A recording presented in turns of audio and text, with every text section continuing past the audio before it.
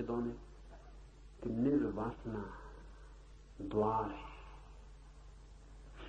वासना है दूर जाने की व्यवस्था, निर्वासना है पास आने का द्वार। इस सूत्र को अब हम ख्याल में ले लें। शरीर के भीतर छिपा है वह अजन्मा नित्य, कभी पैदा नहीं हुआ जो, और सदा है और सदा है और सदा है। ऐसा जो अजन्मा नित्य है वो इसी शरीर के भीतर छिपा है, लेकिन शरीर को उसका कोई पता नहीं।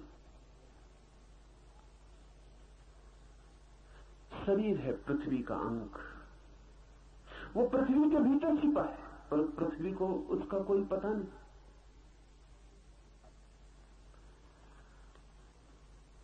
इसी की पुनरुक्ति है इसी सूत्र की।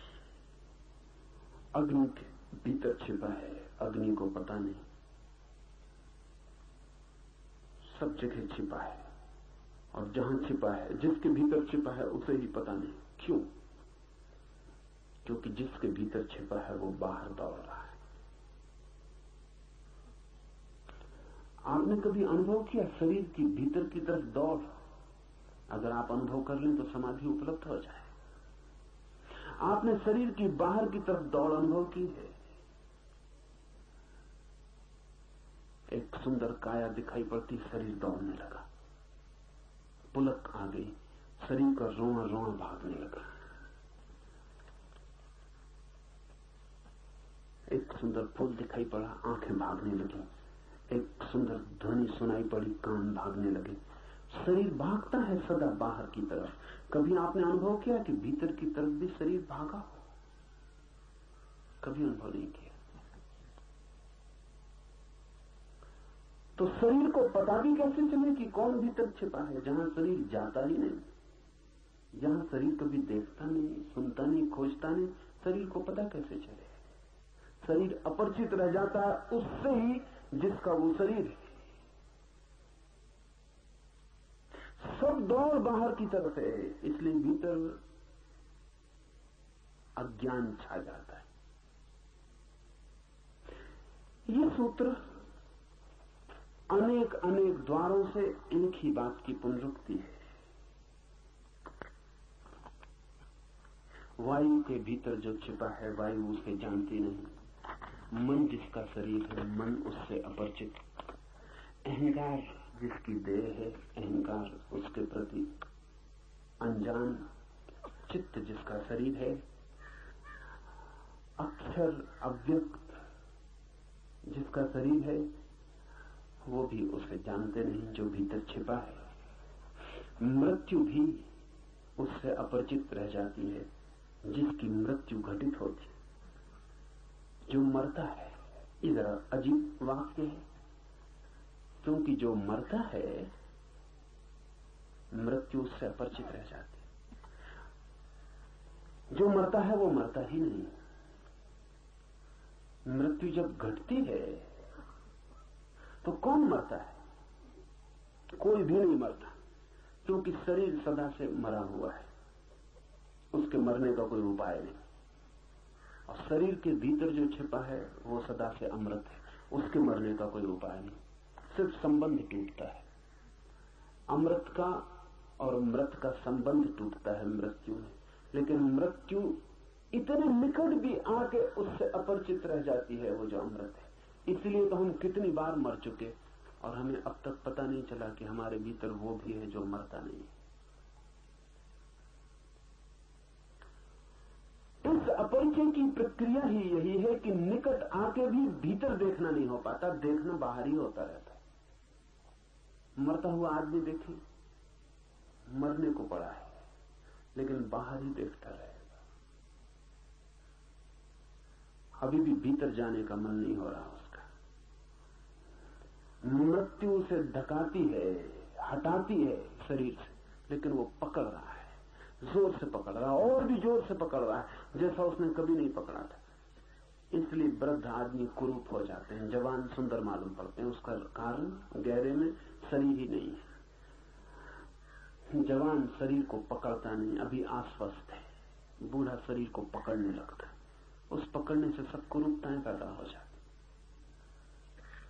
बूढ़ा डरने लगता है कि अब मरे, अब मरे, अब मौत करीब है। जितना मौत से डरता है उतना जीवन को जोर से पकड़ता है, और जितना जोर से पकड़ता है उतना ही जीवन कुरूप हो जाता है। बच्चे इतने प्यारे लगते हैं, पकड़ते ही नहीं बिल्कुल, अभी उन्हें पता ही नहीं कि मौत भी है। पशु पक्षी देखे, कितना ही बूढ़ा हो जाए पशु, कितना ही बूढ़ा हो जाए पक्षी, उनकी बात कर रहा हूं जिनका आदमी से सत्संग नहीं है। आदमी तो बिगाड़ ही देता है। तो बड़ी हैरानी होती है, जंगल में पशु और पक्षी बूढ़े नहीं होते मालूम पड़ते। जैसा बुढ़ापा आदमी को पकड़ता है ऐसा पशु पक्षियों को पकड़ता नहीं मालूम पड़ता।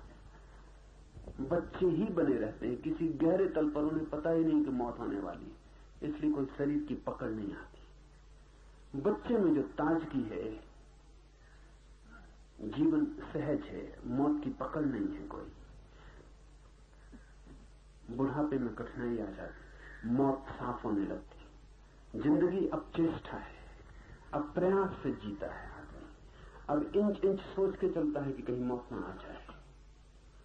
इससे दुविधा पैदा हो जाती, तनाव बचाता भीतर, और पूरे समय चिंता संताप पकड़ लेता, वही चित्त को कुरूप कर जाता है।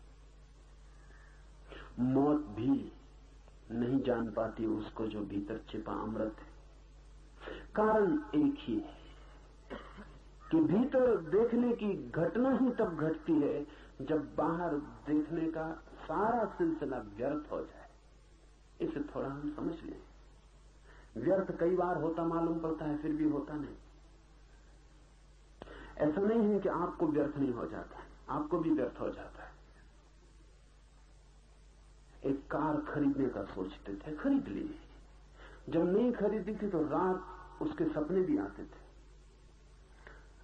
जिस दिन कार की डिलीवरी मिलने वाली थी उस दिन रात सो भी नहीं सके थे, रात भर।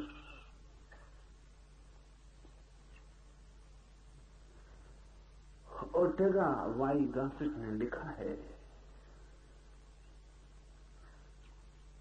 अपने एक मित्र के बाबत, तो उसने एक बहुत खूबसूरत गाड़ी फेरारी खरीदी, बड़ी कीमती गाड़ी, और पहले ही दिन लेके उसे निकला, जरा सी खरोंच लग गई। बच्चा नहीं था मित्र, 50 साल का आदमी था, गैर पढ़ा लिखा नहीं था, यूनिवर्सिटी का प्रोफेसर था। साधारण विषय का प्रोफेसर नहीं था, फिलोसफी का प्रोफेसर। ओर्टेगा वाई गासेट ने लिखा है कि मैंने अपने उस मित्र को अपनी मां के कंधे पर सिर रख के रोते देखा। फेरारी में खरोंच लग गई, कार थी कीमती, न मालूम कितने सपने देखे होंगे। जो खरोंच थी वो भीतर तक चली गई, आत्मा तक प्रवेश कर गई होगी, तभी रोया है।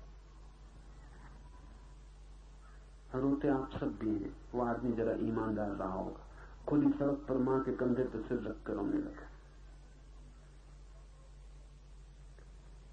लेकिन कितने दिन चलेगा ये? 2-4 दिन में फेरारी पुरानी पड़ जाएगी। महीने 2 महीने में ये आदमी इसी गाड़ी में बैठेगा, इसे पता भी नहीं चलेगा कि किस गाड़ी में बैठा है। इस गाड़ी से ऊब जाएगा, लेकिन गाड़ियों से नहीं उबेगा, दूसरी गाड़ी को सपना पकड़ लेगा। सोचेगा कि रॉल्स रॉयस हो जाए, कुछ और हो जाए। एक स्त्री से उब जाएगा मन, एक पुरुष से उब जाएगा, लेकिन स्त्रियों से नहीं उबेगा, पुरुषों से नहीं उबेगा। ऊब तो हम भी हैं,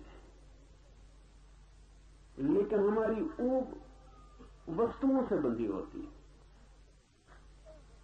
हमारी ऊब दर्शन नहीं बनती, हमारी ऊब दृष्टि नहीं बनती।